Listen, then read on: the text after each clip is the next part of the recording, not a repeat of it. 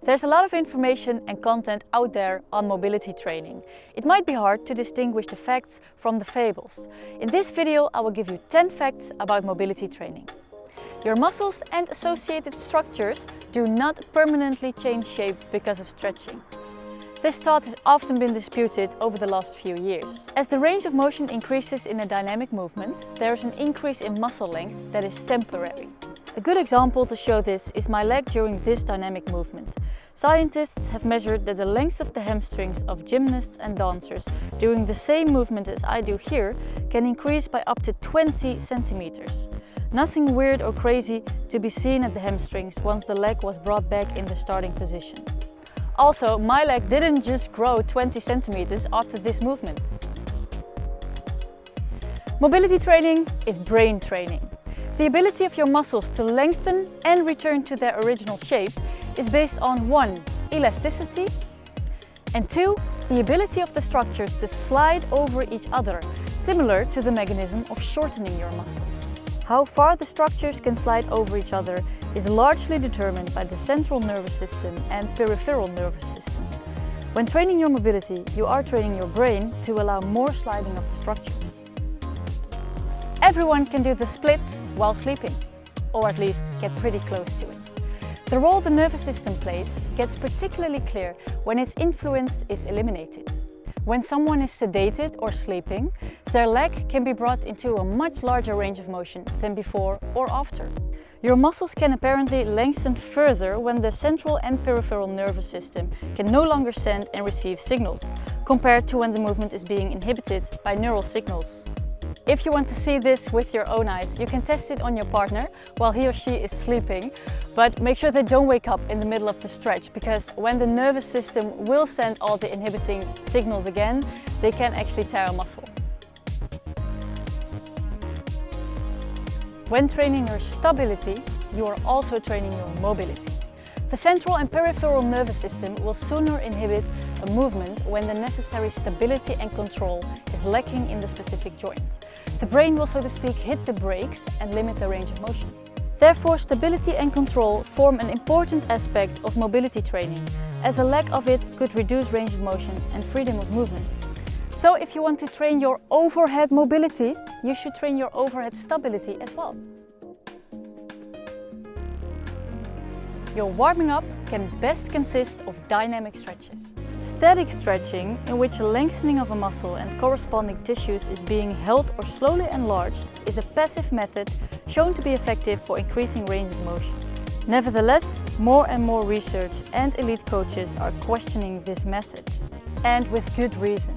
Static stretching seems to negatively affect sports performance. Therefore, it's not a suitable method to use prior to training or competition of almost all sports.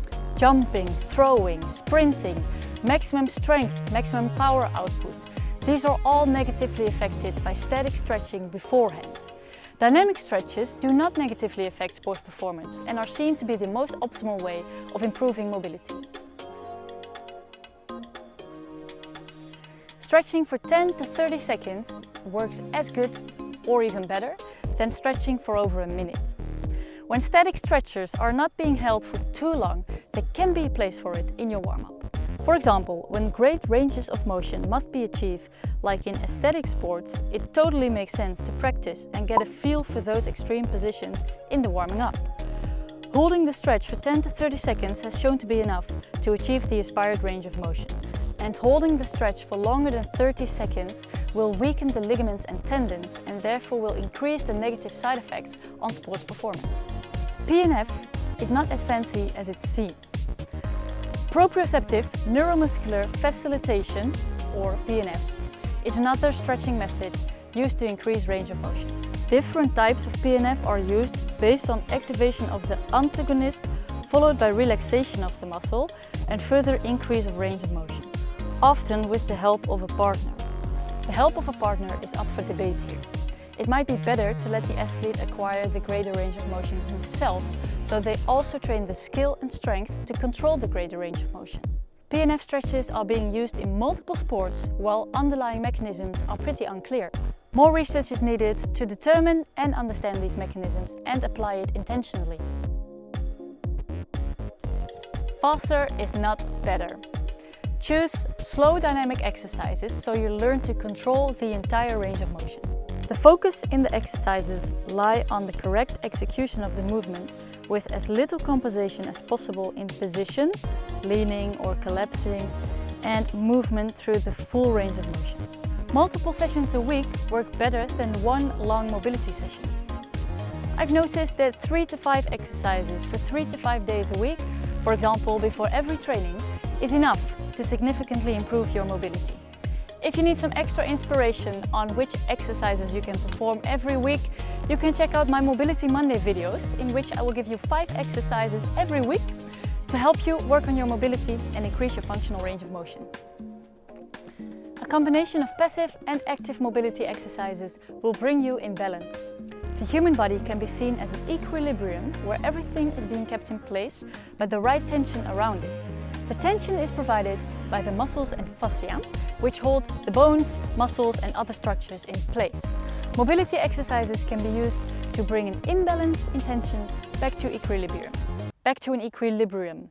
Back to an equilibrium. Passive exercises can reduce tension on the one hand, while active mobility exercises and targeted strength exercises increase tension on the other hand. In this way, the imbalance in tension is brought back towards an equilibrium, giving the athlete more freedom to move. There is a helicopter flying right over us, so I hope you can hear me, but these were the 10 facts.